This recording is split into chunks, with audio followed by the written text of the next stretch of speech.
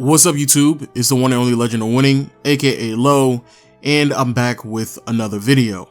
Over the past couple years, there have been a handful of people in the NBA community who are willing and able to go back and really challenge the perception of what we deem to be great basketball. And quite frankly, I welcome those people with open arms. But when you have people who are attempting to challenge perceptions that have been set in stone for several years now, the one big problem that consistently becomes a reoccurring theme is misinformation. Misinformation that unfortunately is trickled down and passed through a community that may not be willing enough nor able to actually go out of their way to be properly informed. And that's what I want to talk about in today's video. 2 to 3 weeks ago, Jimmy Highroller uploaded a video challenging the idea that 80s and 90s basketball, especially on the defensive end, was nowhere near as difficult as many ex-players and older people try to make it out to be. Now let me be very clear on what I'm about to say. I support Jimmy Highroller, subscribe to his channel, hit the notification bell and everything, and watching that video from start to finish, I can tell you right now, there is a lot of misinformation in that video. And unfortunately, I don't believe Jimmy Highroller thoroughly understands how bad of a job he did of conveying the message that he was attempting to convey in that video. And unfortunately, because of that video and due to it touching literally over 1 million people, there have been a lot of people who have consistently attempted to regurgitate some of the talking points that I've seen in that video within the last 2 to 3 weeks without thoroughly understanding how misinformed they are. And so today, I'm going to try my hardest to not only correct, but rightfully inform as many people as I possibly can.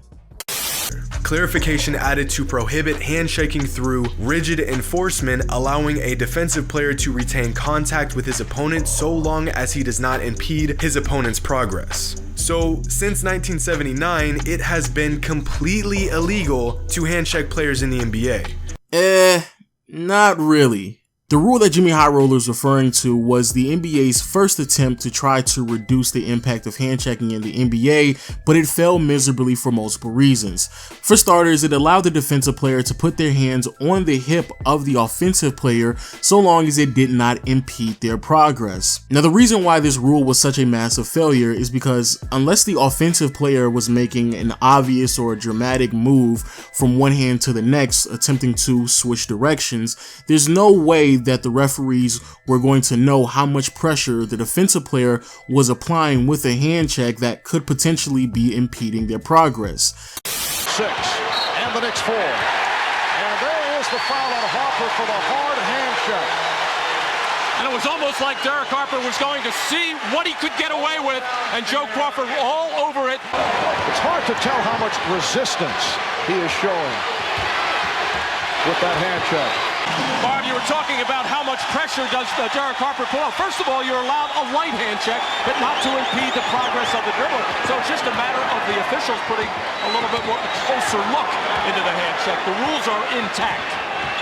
So yeah, the rule that Jimmy Highroller is referring to did not eliminate hand checking, simply because the rule was written way too loosely and it still gave way too much judgment call on the referees, in which for the most part referees still allowed players to hand check and potentially even impede the progress of offensive players when they were trying to make their moves. But more importantly, the real reason why I know for a fact the rule that Jimmy Highroller is referring to did not eliminate hand checking is because before the 1994-1995 season, there is a rule that specifically and exclusively states that you can no longer hand check in the backcourt leading all the way up to the free throw line.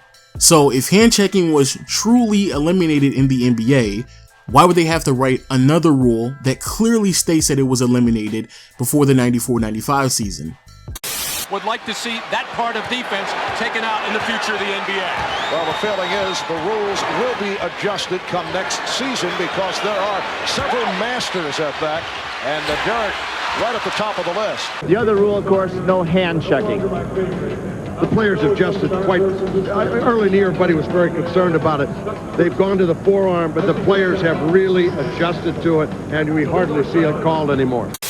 But unfortunately, even this rule failed miserably in trying to remove the physicality from the offensive and defensive player on the perimeter. As a great Chuck Daly just stated, As soon as they removed hand checking, forearm checking basically became the adaptation of trying to keep perimeter players at bay from attacking the basket. And Chuck Daly isn't the only coach who talked about this during the 90s as well.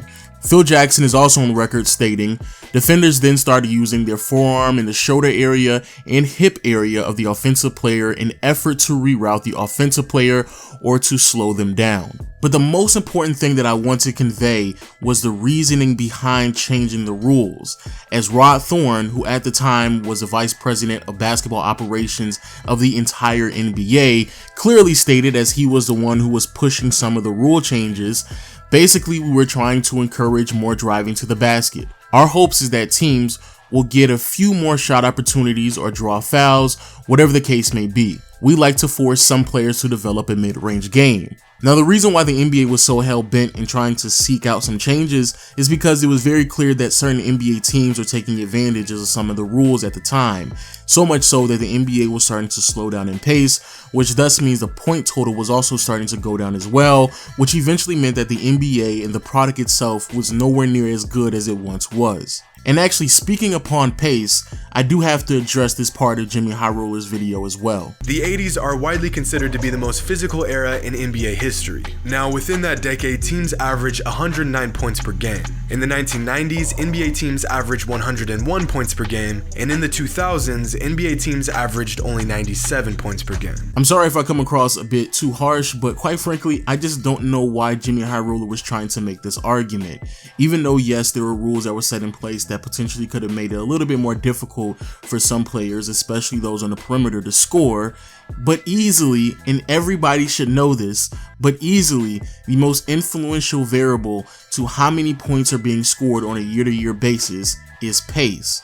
The simple fact that Jimmy Highroller never brought up pace in and of itself makes that argument completely invalid. And if you were to ever look at pace and graph it, you would clearly tell that pace was significantly higher in the 80s and early 90s than it was in the late 90s and practically the entire 2000s. And what makes things even more eye-opening is that if you were to do the exact same thing for scoring, you would get a very similar graph. So much so that if you will plot them right on top of one another, it's practically the exact same graph. Except for this subsection here that occurred right after 2004, where for whatever reason, the pace really didn't increase that much, but somehow, some way, we saw a huge explosion of scoring. I wonder what that was.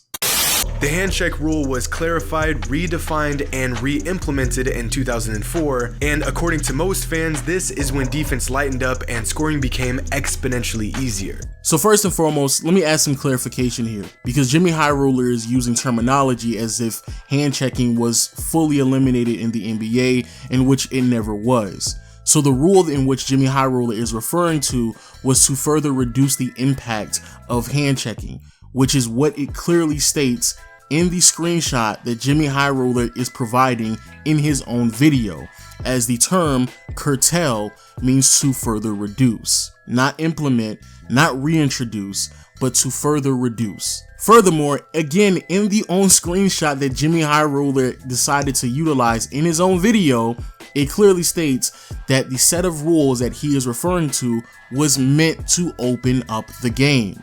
And so when Jimmy Highroller makes these arguments and these statements, it comes across as if he doesn't thoroughly understand the full history and background to the rule changes. So here's an abridged version of what exactly happened during the early and mid 2000s. The NBA was going through a transitional phase, and the league was very concerned of the condition of the product, because the league was starting to slow down again, and with there being a slower pace means there's going to be fewer points to be scored. And potentially, because of the fewer points being scored, a lot of people were fearful that the NBA ratings were starting to decline as well because of this. So there needed to be some type of action.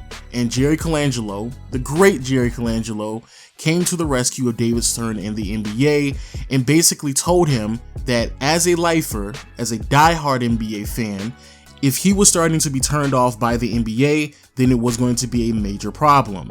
And David Stern completely agreed with him, thus appointing him to a committee that was set to change the rules. So Jerry Colangelo gathered the committee that consisted of former NBA players and coaches, some of those people being Jack Ramsey, Jerry West, and Rod Thorne, and they got together and they looked at a bunch of footage from previous decades and eras and compared it to where the NBA was at the moment. And in his own words, the NBA had evolved, or better yet, de-evolved, to be more accurate, to a place in which it was very obvious that changes needed to be made right away. And with that being stated, this is indeed the committee that decided to remove illegal defense, virtually allowing zone defense, made sure that the time that was given to the offensive player to cross the half-court line was reduced from 10 seconds to 8 seconds, which is why now we have an 8-second backcourt violation, and furthermore, even thought about changing the dimensions of the lane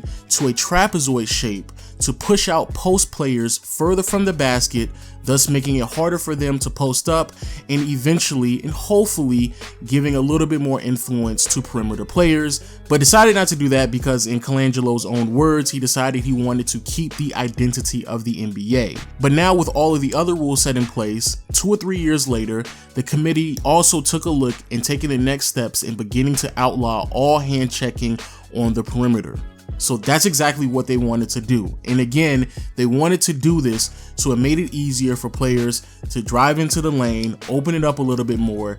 And in the words of Stu Jackson, who was an NBA executive and vice president of basketball operations, who also took part of the committee, as he's been on record as stating, the special committee on the rules anticipated when we implemented the package back in 2001 that fundamentally it would change the game.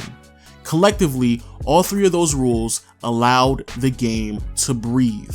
So with that being said, this is not some conspiracy theory, this is not my opinion, this is not some ex-NBA players hating, this is what the people who were setting the rules were claiming as they were making the rules themselves, because they wanted to open up the game and make it fundamentally easier for perimeter players to attack the basket and more freedom of movement. And because of all of the rule changes, certain teams such as the mid-2000 Phoenix Suns started to emerge as optimism continued to grow amongst organizations like the Suns, and they started to recognize that players such as Steve Nash was in the right place at the right time, and they were able to take advantage of the elimination of perimeter hand checking in the 2002 NBA rule changes that Jerry Colangelo spearheaded to restore the tempo and the improvisation in the NBA. And as I bring up the Phoenix Suns and Steve Nash, here's a quick side note. The biggest reason why many people make arguments that Steve Nash benefited from the system that he played in as well as the rule changes is because he indeed did. It's not people hating, it's a fact. Jerry Colangelo, again the man who was the head of the committee that was changing the rules, at the same time was the president of the Phoenix Suns. I don't know why David Stern allowed that to happen, but for whatever reason he did. And there's multiple articles about how Jerry Colangelo's involvement on both sides of the aisle heavily influenced how they built that team in the mid-2000s. But if you don't want to believe me, and if you don't want to believe all these other articles, here's David Griffin, before he was a GM for the Cleveland Cavaliers, as he was a vice president for the Phoenix Suns and a staffer for the organization for nearly 2 decades, and him flat out claiming how they had a massive advantage due to the involvement of Jerry Colangelo. We had a built-in advantage because Jerry Colangelo was the chairman of the board. We knew from the very beginning what was likely to come about, so we were able to plan for longer than everybody else.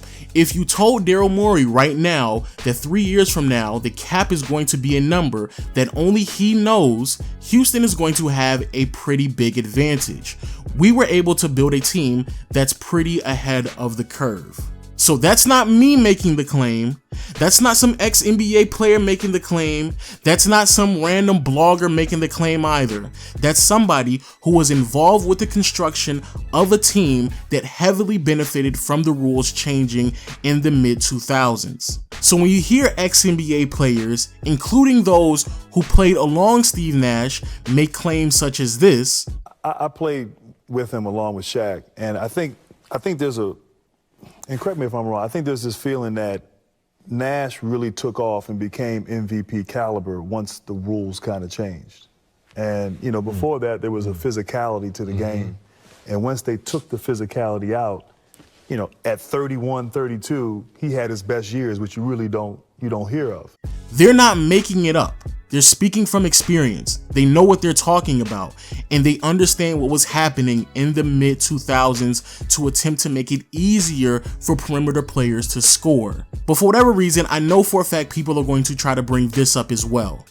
What about players that played before and after the hand check rule? If fans are right about this rule, then these players that played before and after the hand check rule should have seen a significant increase in offensive output after the rule came into effect. Out of the 21 All-Stars that season, 18 of them had a higher points per game average when hand checking was allowed, and only 3 players had a higher points per game average after the hand checking rule was established. Now, I'm not gonna lie, this part of the video was so poorly researched that it blew my mind, and it actually is the driving force of me making this video. Now, for those out there who don't thoroughly understand why this is so poorly researched, let me give you an example. What Jimmy Highroller just did was take a player such as Gary Payton and looked at every year that Gary Payton played in the NBA before the 2004-2005 season, and took the average and came to the conclusion that Gary Payton averaged 18 points before the rule change. The problem with this though is that when he looked at the years of Gary Payton after the rule change, he's literally only using the last 3 years of Gary Payton's career, which in and of itself is extremely problematic. But when you start to take into consideration that he did that for all of the players, it becomes very clear that, again, this was poorly executed. And also, like I said before, the rules that were set in place, it was meant to make it easier for perimeter players to attack the basket and to get easier looks. Not easier for post players such as Tim Duncan, Kevin Garnett, and certainly not Ben Wallace. So I'm going to help Jimmy Highroller out here for a second because, again, he did a poor job of trying to execute this type of researching. So what he should have done is this. A, exclude the researching to only perimeter-oriented players. The second thing that he should have done is only exclude it to players who were in their prime when the rule changes were being implemented, and only utilizing a set amount of years before the rule changes and a set amount of years after the rule changes. So he's not utilizing the latter part of Vince Carter's career when he's playing for the Atlanta Hawks in concert with all of the other years he played prior to this season. And finally, he should have utilized some efficiency numbers as well, because again, for the most part, the pace really didn't change that much. So more or less, you're not going to see any massive amount of jump in scoring, because again, there's only so many possessions to be had on a game-to-game basis. And if he did that, he would have clearly seen that the star caliber perimeter players saw some type of increase in their points, efficiency, if not both. And finally, we have illegal defense. And quite frankly, I'm gonna be honest with you all, I don't know what illegal defense is. I've read multiple articles and as much information as I possibly can upon the defensive system, but every single time I watch footage, I see multiple players just sagging off of their assignment. I see big men just hanging around the lane, and quite frankly, even though yes, you either had to defend your man or commit to a double team, I see a lot of teams committing to a double team, knowing that the opponent doesn't really have any offensive players who can properly space out the floor. And when I thought about the spacing, that's when it hit me. Now, this is my opinion, but I do have a lot of facts to back this up.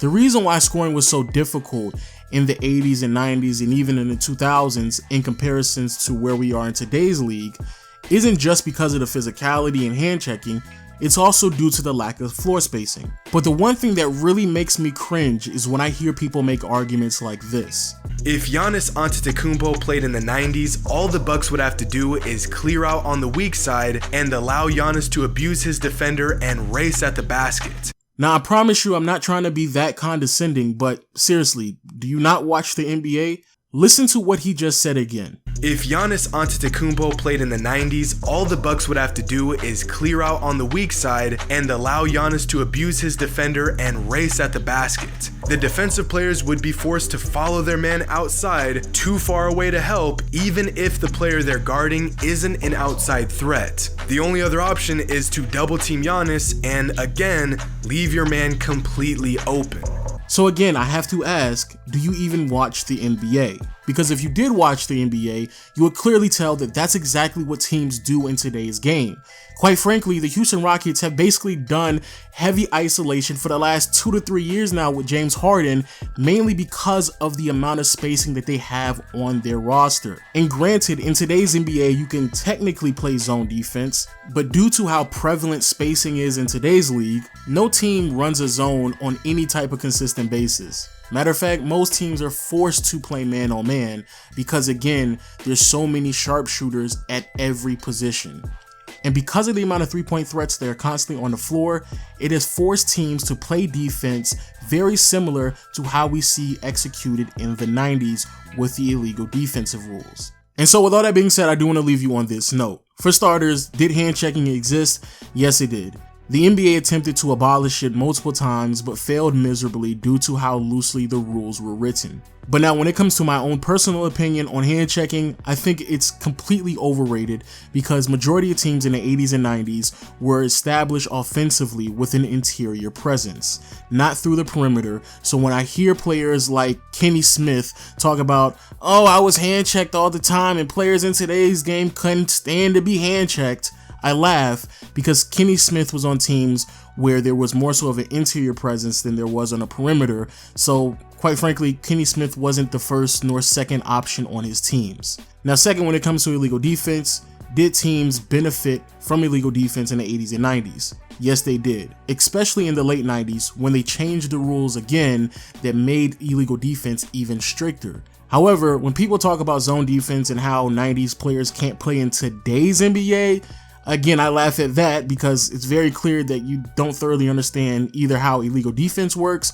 or you don't watch basketball in today's game, because due to the abundance of spacing in today's league makes it significantly easier for isolation players to play regardless of what era in which you're comparing them to.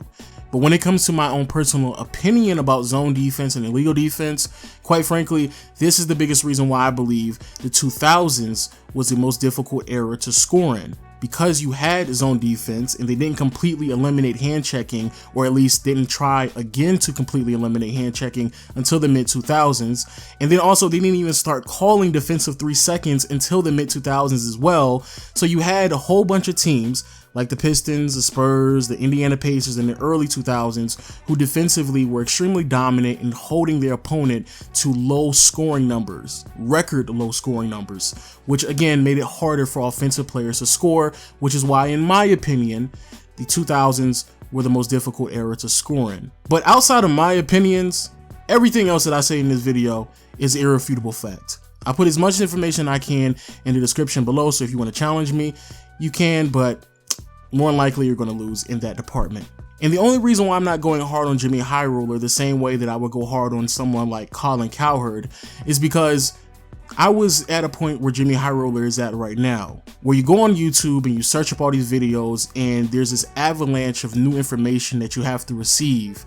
And unfortunately, Jimmy Highroller just didn't do his due diligence to actually weed out a lot of the lies. And again, to be quite frank with you all, I've been caught up in that as well, and unfortunately regurgitated some of those same talking points on this channel as well.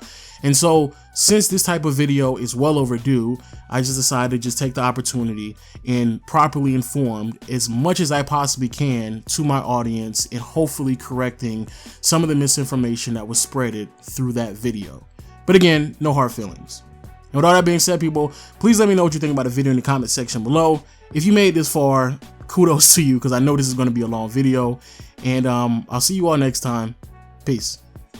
So, rightfully so. Whereas in the 90s, it was definitely tougher just because of the rules. You couldn't play zone. And well, teams could play zone. They just had to mask it and hide it. You can go and you can watch film of teams playing zone against Jordan. Back in the early 90s, they tried everything. They would just call it having a spy. One of the players would try his best to not be too much on their man. They'd just be watching Jordan. So you just couldn't have a blatant zone back then. I don't care what anybody says. The late 90s basketball almost crippled the NBA, almost killed the NBA. Michael Jordan carried the NBA from 95 to 98 because even in that era, the scoring was too low. Once again, whenever you watch Jordan penetrate to the basket, he always had to beat at least two guys. He knew after he beat his man that there was going to be at least one person at the rim waiting for him. It's one of the main differences from what we see today, especially when you have teams that run spread offenses like the Rockets. For the most part, James Harden knows that when he beats his man, he's going to get a layup at the rim, for the most part.